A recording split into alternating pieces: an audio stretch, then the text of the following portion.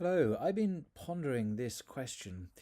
How can one admire a God who refused to disclose the fullness of truth and salvation until the very last fragment of time? And I'll explain what I mean by this.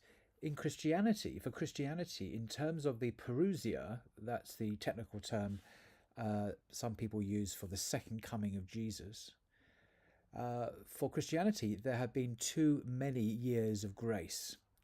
In terms of salvation history, there have not been enough. Let me explain what I mean. The Jesus of the four Gospels in the New Testament seems to expect the imminent end times. So in Mark's Gospel, for example, in chapter 13, verse 30, it reads, and this is about the destruction of the temple. The whole chapter is about the signs of the end, the destruction of the temple, and the return of the Son of Man who comes in glory and great power.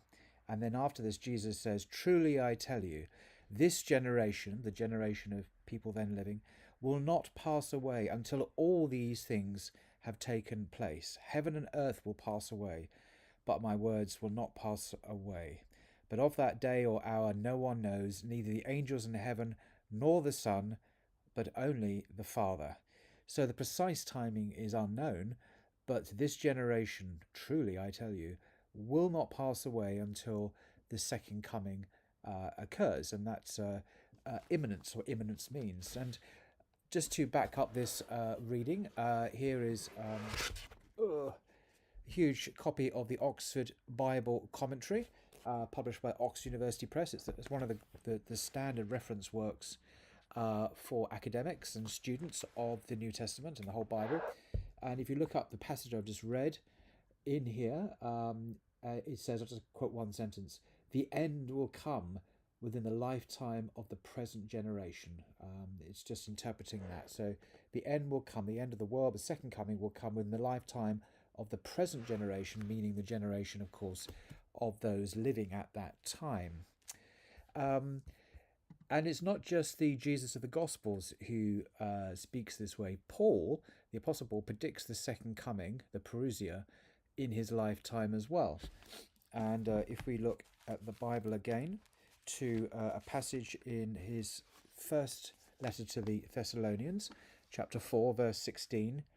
In fact, I'll read back to verse 13. But we do not want you. So he's writing to the Thessalonians as a small group of Gentile Christians in Thessalonica, in what we call Greece today. And he writes to them saying, "But we do not want you to be uninformed, brothers and sisters, about those who have died, so that you may not grieve as others do who have no hope.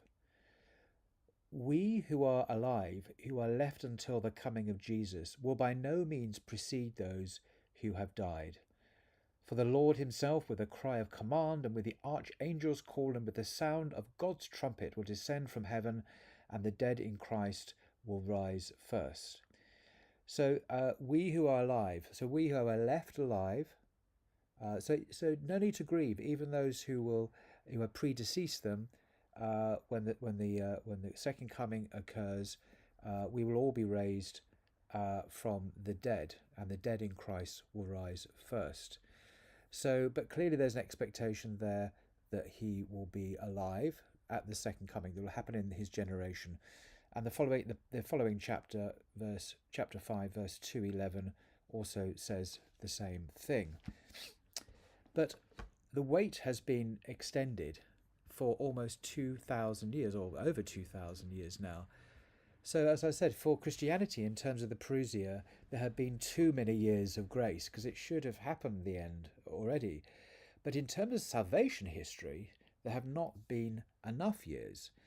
Now, if humans appeared, as we are told by the most recent science, and I just checked this out, if we humans appeared about 200,000 years ago, how can one admire a God who refused to disclose the fullness of truth and salvation until the very last fragment of time, i.e. 2,000 years ago? I mean, it's much less than 1% of recorded human history. I'm reminded of a Christmas poem by Thomas Hardy, the great English poet, who wrote, he lived during the First World War, survived it, and after the First World War, he wrote at Christmas time, "Peace upon earth was said. We sing it and pay 1,000,000 priests to bring it. After 2,000 years of mass, we've got as far as poison gas." So we've had this salvation for 2,000 years, and we're still gassing each other on an industrial scale. So 2 millennia it does not seem to be enough. If we've been around for over 200,000 years, why did God leave this fullness of truth and salvation that they claim until the very last millisecond? That is something that there's not been enough time. We should have been extended backwards to 200,000 years. Interestingly, in the Qur'an, we read, "We have surely sent you," presumably Muhammad, "with the truth as a deliverer of good news and a warner.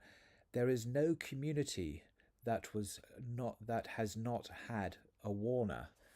And that's the 35th chapter, verse 24. And there's a footnote in this translation. According to a prophetic narration, the total number of prophets sent around the world from Adam to Muhammad is 124,000, of which only 25 are mentioned in the Qur'an.